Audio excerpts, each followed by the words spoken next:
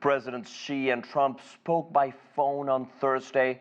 The two leaders pledged to honor May's Geneva Consensus on trade and economic issues. They also agreed teams from each side will hold a new round of talks as soon as possible. I'm hoping that the students are not affected in a negative way, and the 270,000+ Chinese students here don't get negatively affected by the ebb and flow of these discussions over tariffs, trade, and other matters. Our thanks to Dennis Simon. For more on this, let's speak to Victor Gao. He's the chair professor at Soochow University. Victor, great having you. You've heard our guest, Dennis Simon. What's your take?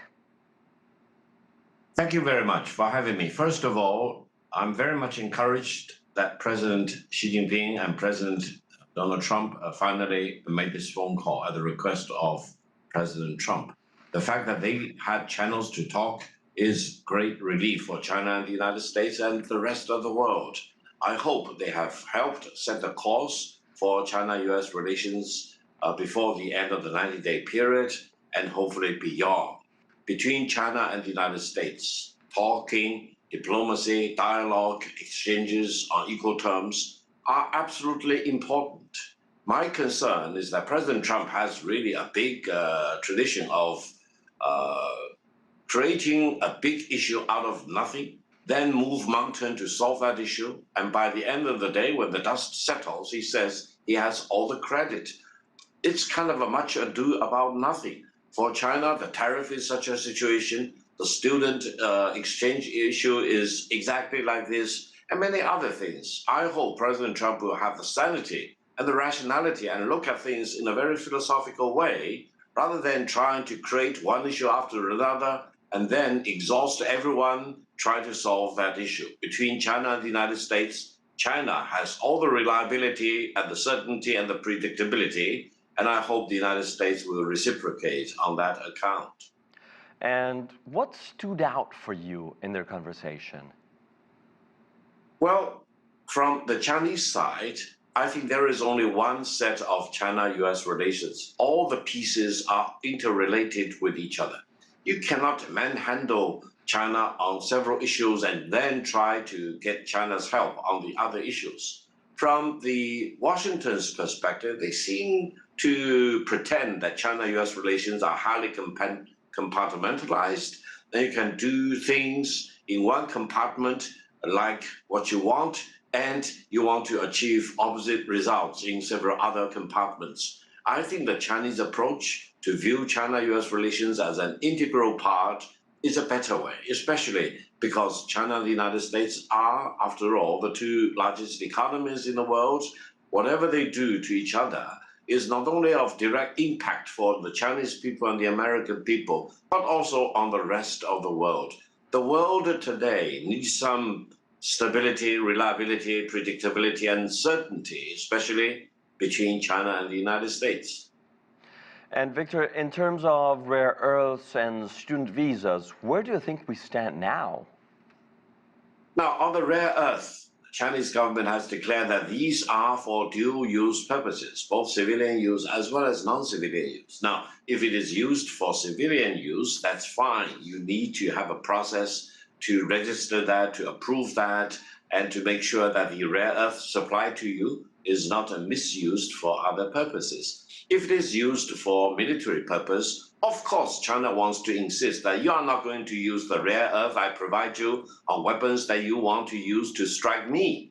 That's the minimum request, I think, and I think everyone should agree with that, including the United States. So eventually, by the end of the day, I hope the United States need to acknowledge the fact that they want to have rare earth to be supplied by China. They want to be absolutely clear as to what's the purpose they are going to use the rare earth for, and they will not use the rare earth to produce weapons which they will eventually attack China with.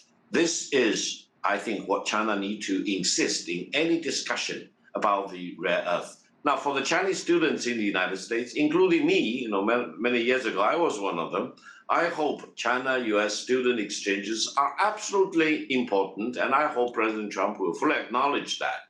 Try to use the Chinese students as pawns is miserable, is not decent, and is not respectful at all. for China and the United States. We need to continue to promote this environment where people-to-people exchanges are absolutely important, including, in particular, the exchange of students, including more students from China studying on the campuses in the United States. Mm-hmm. And Victor, where do you think we go from here?